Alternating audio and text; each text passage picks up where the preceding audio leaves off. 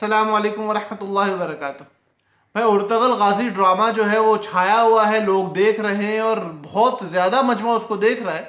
اور اب ایک بات ہمارے منسٹر فواد چودھری صاحب کی طرف سے آئی ہے کہ اس ڈرامے کو مجمع کے اندر لانے میں جو معاملات کیے گئے وہ غلط تھے، بلکہ ہونا ہی چاہیے یا تو اس طرح کے ڈرامے آئیں نا، اور اگر آئیں تو ان کو اتنا مہنگا بنا کے لایا جائے کہ میڈیا ہاؤسز ان کو خرید کے چلانے کے بجائے اپنے پاس جو اپنے ڈرامے بن رہے انہی کو بناتے رہیں، تاکہ ایٹ لیسٹ ہماری انڈسٹری تباہ ہونے سے بچ جائے۔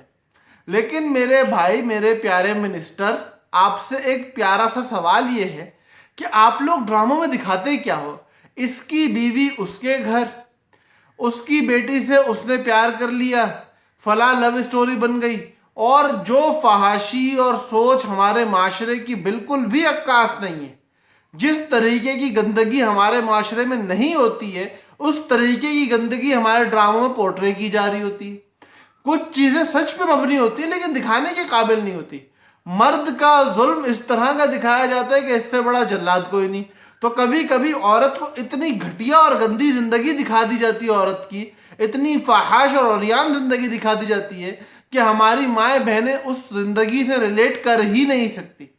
ہم اپنے بچوں کے لیے ان اقدار کو تسلیم کرنے کے لیے تیار نہیں ہیں جو اقدار ٹی وی میں دکھائے جا رہے ہوتے ہیں، اس لباس کو تسلیم کرنے کے لیے تیار نہیں ہیں جو لباس ٹی وی میں دکھایا جا رہا ہوتا ہے۔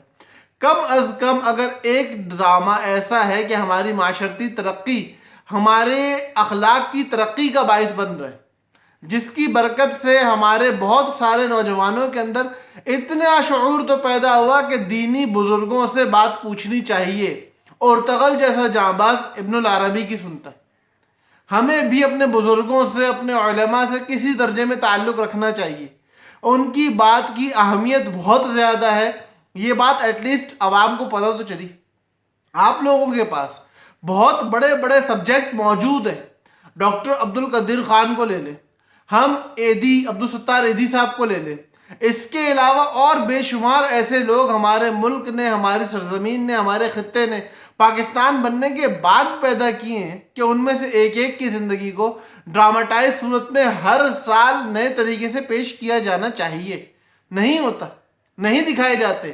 ہماری پچھلی 10 سالہ تاریخ میں 5 ایسے ڈرامے نہیں ہیں جو ہماری تاریخ کو، ہمارے بڑوں کو، ہمارے اپنے رول ماڈلز کو، ہمارے ان لوگوں کو جن لوگوں نے ہمارے خطے میں کام کر کے دکھایا اور بڑے بڑے کام کر کے دکھائے، ان کو پورٹرے کریں۔ ہم تو اپنے بڑوں کو بھول جاتے ہیں، ہمیں عبدالستار ایدی یاد نہیں ہے، ہمیں اس بندے کے کارنامے یاد نہیں ہیں، ہم لوگ معاشرتی طور پہ اس بندے کو بھول چکے ہیں۔ ہمارے بچے اپنے رول ماڈل کے طور پہ عبدالستار ایدی کو یاد نہیں کرتے، ڈاکٹر عبد القدیر خان کو یاد نہیں کرتے، ہمیں شاہ رخ خان، سلمان خان یاد آتے ہیں۔ وجہ کیا ہے؟ ہم لوگ دکھاتے نہیں ہیں۔ ہم دکھاتے کیوں نہیں ہیں؟ کیونکہ پیسہ جنریٹ نہیں ہوگا، ہم لوگ اس کو کمرشل ہٹ نہیں سمجھتے۔ لیکن اگر حقیقت دیکھی جائے تو ارتغل غازی ایک مذہبی ہٹ نہیں ہے، ایک کمرشل ہٹ ہے۔ یہ ایک کمرشل بیسڈ ڈرامہ ہے جو کمرشل کے لیے بنایا گیا ہے، لوگ کمرشلی اس کو دیکھ رہے ہیں۔ ہمارے دیگر پرائیویٹ چینل سے زیادہ اس وقت پی ٹی وی بزنس کر رہا ہے اس ارتغل ڈرامے کی وجہ سے۔ میرے پیارے ساتھیوں، میرے پیارے حکمرانوں، آپ لوگوں سے گزارش ہے، اگر آپ لوگ واقعتاً مخلص ہیں تو گند دکھانے کے بجائے اپنے ملک کے بڑوں کو، اپنے اب یار ہماری جنگ آزادی 1947 میں پاکستان بنا، 1800 کی صدی کے اندر، 1800 کی صدی میں ہمارے معاملات شروع ہوئے، 1800 سے لے کے 1947 تک پاکستان کن حالات سے گزرا۔ ہمارے بڑوں نے دو قومی نظریے کی بنیاد پہ کتنی قربانیاں دی۔ کون کرے گا پورٹرے؟ کون دکھائے گا قوم کو؟ ہمارے بچوں کی تعلیم کی غرض سے اس چیز کو لوگوں کے سامنے لے کے آنا حکومت کی ذمہ داری ہے۔ ہم اپنے بڑوں کی قربانی کو نہ بھولیں، ہم قائد اعظم کے رول ماڈل کو نہ بھولیں، ہم لیاقت علی خان کی قربانیوں کو نہ بھولیں۔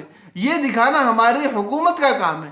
لیکن حکومت کیا کہہ رہی ہے؟ حکومت کہہ رہی ہے کہ میاں بیوی کے جھگڑے دکھاؤ، حکومت کہہ رہی نافرمان اولاد دکھاؤ، حکومت کہہ رہی نافرمان بہو دکھاؤ، حکومت کہہ رہی ساس کی سازشیں دکھاؤ، اور اس چیز کو ایز بزنس پروموٹ کرو تاکہ ہمارے گھر، خاندان تباہ و برباد ہو جائے۔ ہماری زندگیاں معاشرتی اعتبار سے جس طرح بربادی میں جا رہی ہیں اور زیادہ برباد ہو، ہم لوگ جتنے زیادہ گر چکے ہیں اور زیادہ گری ہوئی قوم بن جائیں۔ ہم اپنے آپ کو اٹھانے کے کام نہ کریں۔ ہمیں مدارس سے شکوہ ہے، ہمیں مساجد سے شکوہ ہے، ہمیں علماء سے شکوہ ہے کہ یہ لوگ ترقی کی طرف نہیں جا رہے، لیکن ہمیں آپ سے اور آپ کی پوری انڈسٹری سے شکوہ ہے کہ آپ لوگ ترقی کے لیے اپنی عوام کو، جو آپ کو دیکھتی ہے، دکھا کیا رہے ہو؟ آپ لوگ جو چیز دکھا رہے ہیں وہ ترقی پہ لے جانے والی چیز ہے۔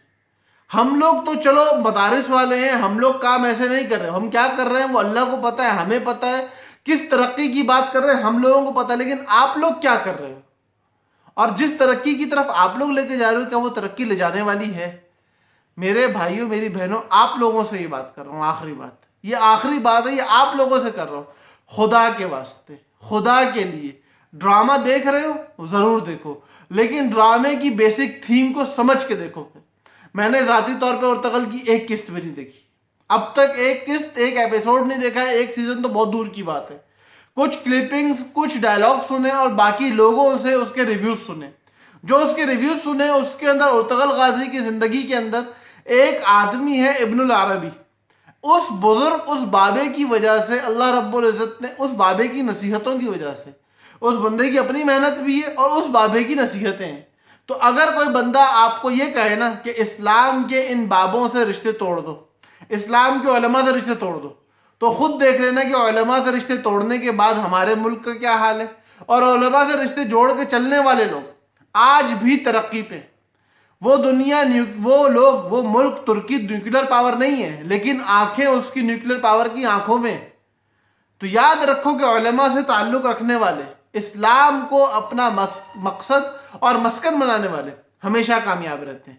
اللہ پاک ہمیں عقل دے، شعور دے، ہمارے حکمرانوں کو ایسی عقل دے جو ملک اور قوم کے فائدے میں سوچ سکے، اور ہمیں اپنے بڑوں کی زندگیاں اپنی عوام کو دکھانے والا بنائے، تاکہ ہماری عوام دوسرے ملک، دوسری قوم سے ریلیٹ کرنے کے بجائے اپنی ملک، اپنی قوم، اپنے لوگوں سے ریلیٹ کر سکے۔